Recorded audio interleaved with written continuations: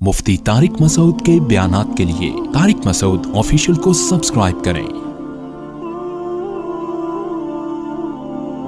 Tariq Masood official.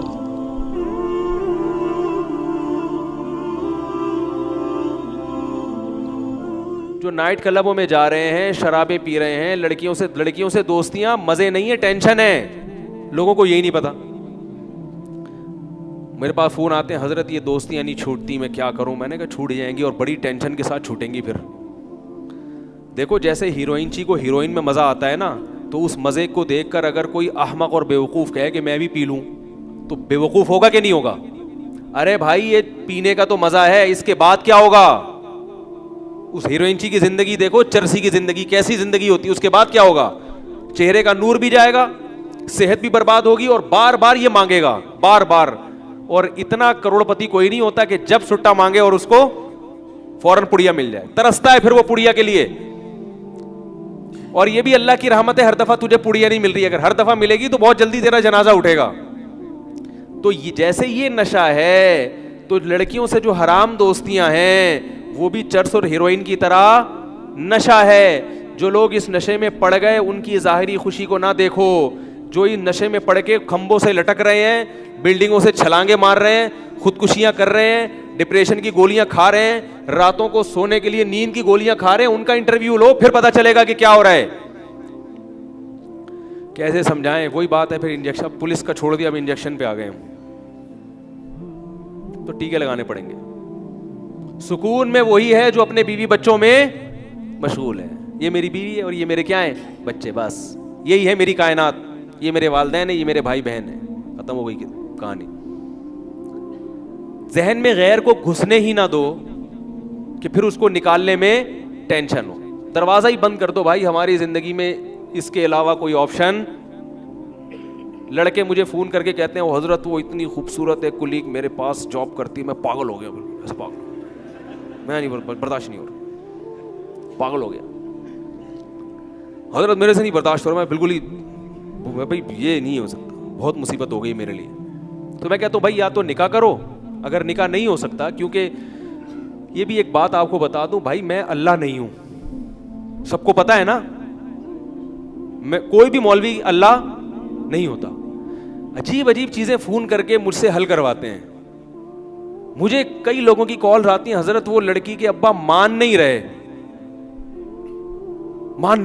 सारी कोशिशें करके देख ली, मान नहीं रहे। मैं कह रहा हूं, जब तुमने कोशिशें करके देख ली नहीं मान रहे अल्लाह के बंदे, तो मैं क्या करूं भाई? कह रहे नहीं, आप कुछ ऐसा बताएं कि वो मान जाए। मैं कैसे बताऊं यार? अगर ऐसा हमारे बस में होता तो हमने जहां जहां ट्राई की वहां सब जगह हमारी शादियां हो जाती। क्या यार, हमें भी तो कई जगहों पे धुतकारा गया, कुछ जगहों पे हो भी गई, कई जगहों से धुतकारा भी गया। लोग कहते हैं आपने इतनी शादियां की हैं, आपके पास कौन सा गुर है? मैंने कहा अगर एक आदमी ने एक शादी की है, 100 जगह से रिजेक्ट हुआ होगा तो एक जगह हुई होगी। तो अगर किसी की 3 है तो इसका मतलब 3000 जगहों से रिजेक्ट हुआ है, 3000 जगहों से, फिर जाके कहीं 3 हुई हैं। तो आपका काम है ट्राई करते रहना। जैसे भीख मांगने का उसूल है ना, हर वक्त मांगो, हर एक से मांगो और सब कुछ मांगो।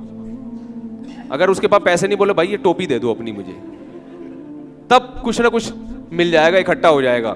चंदा मांगने का भी यही उसूल है, हर एक को देख के चंदा मांगो, गरीब को भी देख के, सेठों को भी देख के, और सब कुछ मांगो। अगर उसके पास पैसे नहीं है तो भाई जो चीज़ है वो दे दो यार, राशन दे दो, और हर वक्त मांगो, जब भी मिले।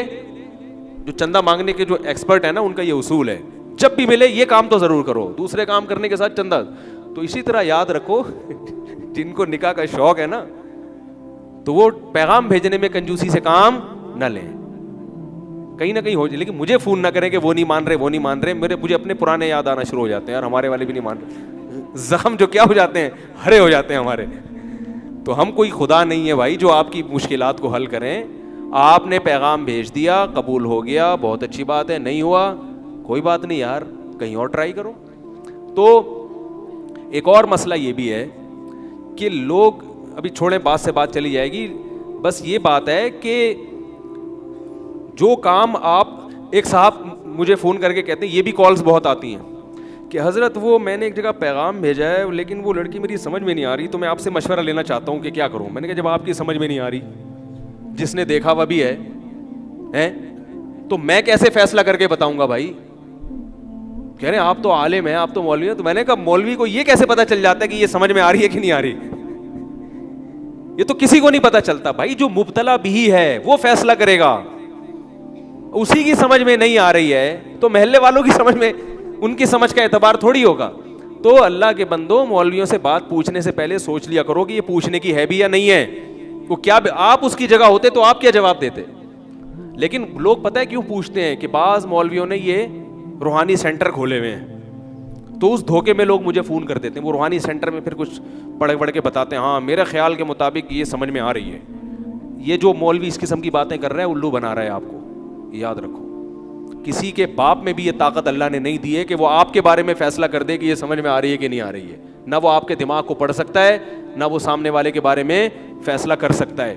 اپنے بارے میں ہاں مشورہ ضرور لے لیا کرو کسی سے کہ بھائی یہ خصوصیات بھی ہیں, یہ بھی ہیں, تو آپ ذرا بتا دیں کہ ان دونوں خصوصیات میں کون سی صفات ایسی ہیں جن کو ترجیح دینی چاہیے. یہ ایک الگ چیز ہے. تو میں یہ عرض کر رہا تھا, کیا بات چل رہی تھی یار,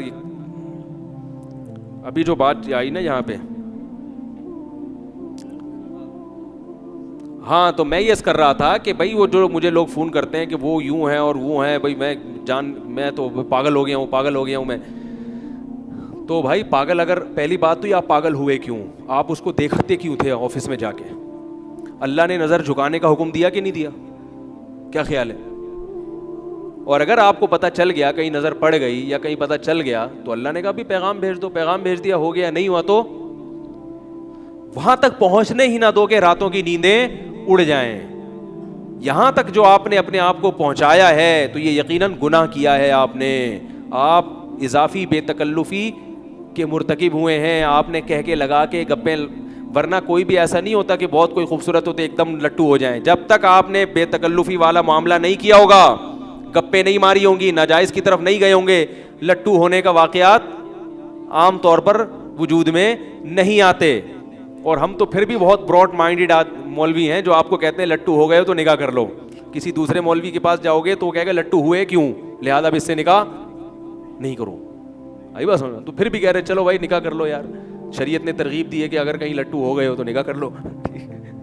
لیکن اگر وہ نہیں ہو رہا تو ضروری تھوڑی وہ بھی آپ پہ لٹو ہو. اب وہ مجھے فون کر رہے ہیں کہ جیسے میں لٹو ہوں اس کو بھی لٹو کروائیں. یہ نہیں ہو سکتا بھائی, یہ ہمارے پاس ایسی, یہ تو پولیس بھی نہیں کروا سکتی, تو ہم کہاں سے کروائیں گے یہ کام. تو حرام کی طرف جب آپ جاؤ گے تو سب سے پہلا نقصان, اللہ آپ کے دل کا سکون چھین لے گا. اور یہ سوچ لیا کرو جب کوئی خوبصورت چہرہ نظر آئے نا جس پہ لٹو ہو رہے ہو, اور پھر یہ آئے کہ یہ میرے ہاتھ سے نکل گئی تو کہیں اور شادی کر لے گی, تو ذہن میں ایک چیز سوچ لیا کرو, سکون آ جائے گا. بولے یار کہیں بھی شادی کرے گی مرے گی بڈھی ہو کے, یہ ہمیشہ نہیں ہے. یہ ڈسٹیمپر ہے جو فرشتوں نے تھوڑے دن کے لیے, ابے بھائی تھوڑے دن کا ڈسٹیمپر ہوتا ہے یہ, اس کے بعد 10 15 20 سال کے بعد ختم. تو بولا یار جہاں بھی جائے گی وہ بھی مرے گا. بڑے بڑے حسین تھے دنیا میں, حسین اور حسین آئے, قبروں میں ان کی لاشیں خراب ہو رہی ہیں. تو تھوڑے دن کی انٹرٹینمنٹ ہے یہ, مل گئی ٹھیک ہے, نہیں ملے تو اللہ اللہ کرو, صبر کرو, جو ہے اسی پہ گزارا کرو. ہمارے حضرت ایک بات فرمایا کرتے تھے کہ اگر کسی کو چڑیل جیسی بھی بیوی ملی ہے نا, بس صورت مل گئی, کوشش کریں اچھی ملے, وہ ہو گئی ٹھیک ہے نا. تو ہونے کے بعد کے حکام کچھ اور ہیں, ہونے سے پہلے کے حکام جب تک نہیں ہوئی تو اچھے سے اچھا تلاش کرو. اور اخلاق کو ترجیح دے انسان شکل پر. اخلاق اچھے پہلے دیکھے, شکل و صورت دوسرے نمبر کی چیز ہے. جب ہو گئی تو چڑیل جیسی بھی ہو, تو حضرت ہمارے فرمایا کرتے تھے کہ یوں سمجھو کہ میرے لیے دنیا میں اس سے حسین کوئی بھی نہیں ہے. دوسری حسینائیں ہوں گی وہ دوسروں کے لیے ہوں گی, اللہ نے میرے لیے اس سے بہتر کسی کو نہیں بنایا. اس سے دل میں کیا ہوگا, سکون ہوگا. کیونکہ اللہ کی نعمت پہ جب انسان تقدیر پہ صبر کرتا ہے تو سب سے بڑا فائدہ کیا ہوتا ہے, سکون ہوتا ہے. اور جس آدمی میں یہ قناعت نہیں ہے تو اس کو کیسی ہی نعمتیں مل جائیں اس کو سکون نہیں ملتا.